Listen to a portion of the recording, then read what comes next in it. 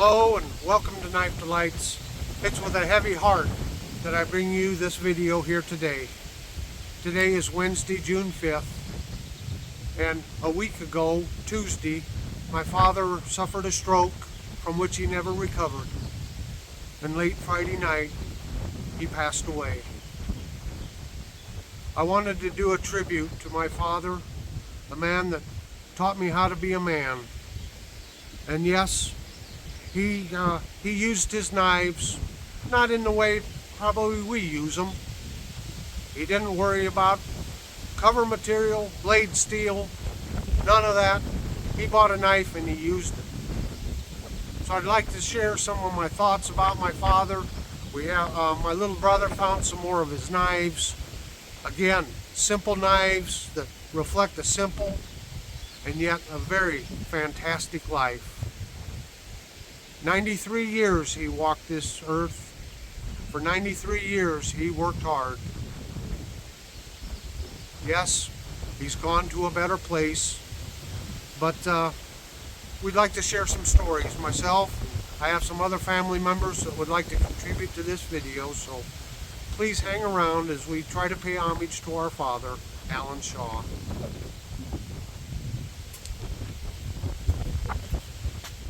Hey, I'm little brother here.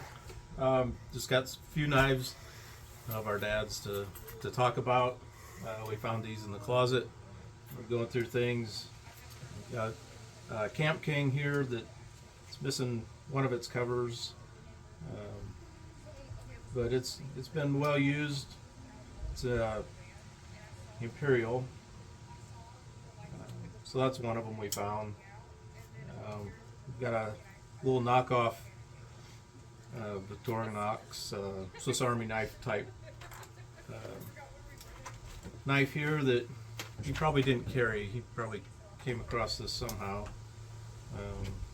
Someone gave it to him, one of the kids or He liked to go to flea markets, and he was always swapping stuff around, so he could have, or going to auctions and it was in a box of junk, or Yeah, could be. Yeah. I don't remember what this one was. This one he may have carried a little. Can't read the stamp on it. So I think it's a Imperial two-bladed jackknife. Imperial, and one of the blades is broke off in there. So that probably has some kind of interesting story of how not to use a knife. But I remember Dad carrying a lot just like that. Just style. a simple jackknife, yeah.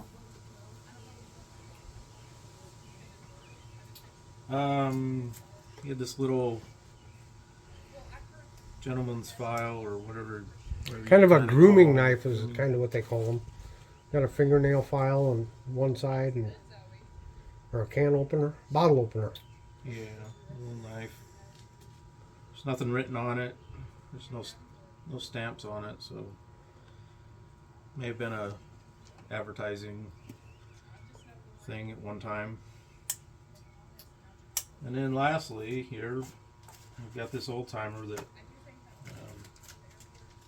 Tom had the box, and I had the knife, and I think you did a video on cleaning it. Yep. Cleaning this one up. Turned out really nice. A Schrade old timer. Stockman. This one was well used. The tips broke off on it, but I think Dad used his knives well. When I remember he would, whenever it would start getting a little dull, he'd just go over to the grinder and zip it a couple times, and it was sharp again for him, and he didn't worry too much about scuffing them up or Kind of a farmer's grind, isn't it? yeah. But he was really good at the Oh, yeah. grinder. He was. could put a nice edge on it, where most of us would just grind the blade away. Yeah. So Can you hold up the lid, box lid? Oh, yep. So it's nice that we have the box that came with it. Here, let me, Timer and can't see it through there. I'll just hold it up here. Lighting's not the best here. Straight old timer. Yep. So what I remember about Dad and sharpening with the grinder is we walked a lot of beans, and I don't know if you city people know about that, but the volunteer corn would come up in the bean fields, and they would get docked when they harvested the beans if there was corn in there. So they'd hire us as kids, and Dad would hire us out as a family, and we'd walk beans at night. But we always had a corn knife, and this is what a corn knife looks like. And Dad always made sure they were sharp.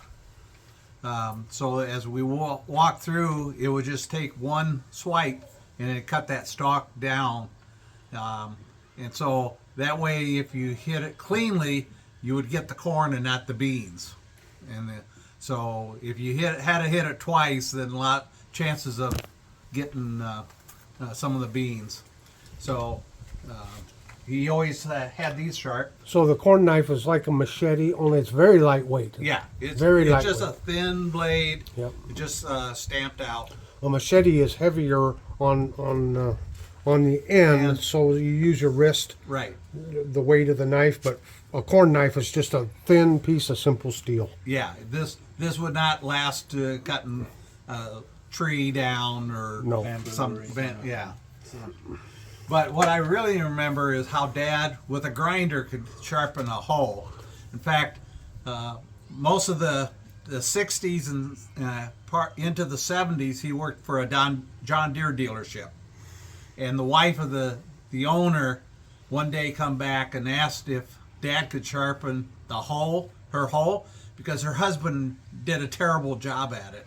And Dad sharpened that hoe so much that the wife, every year, she would bring her hoe in at the start of gardening and have Dad sharpen it, and he would sharpen it enough, and it would last all year hoeing the garden and stuff like that. So that's what I remember about Dad and sharpening with the grinder. The other thing that I would remember about Dad and having a sharp knife is we used to have to clean a lot of fish, and we used to love go. He would get like a school child when the bullheads were biting. Yeah. And yeah, we're from Iowa. We like bullheads. So we get it from our parents and them from their parents. But, you know, back in Depression days, they went out and they caught them bullheads. That's what they lived on a lot of times during the summer. But I just remember how giddy he would get when the bullheads were biting, and we'd bring them home in 5-gallon buckets and have 3 or 4 5-gallon buckets full of them. Yeah. And we'd have to sit outside the garage here and clean all them bullheads. And you learned how to grab it and protect your hands from the fins. Mm-hmm. And you make a slice on each side and then peel it down with the pliers. And yep.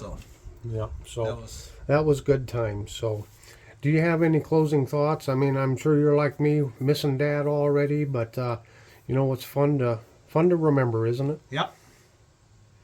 It's been nice here at his little workbench, going through some of the things that he had at his hands and fingertips, and so it's been a good time. Okay. Well, everyone, hope you enjoyed this video, and have a very delightful day. No, let's do that over again already. Come on, Kevin. Okay. Have a very delightful day. See ya.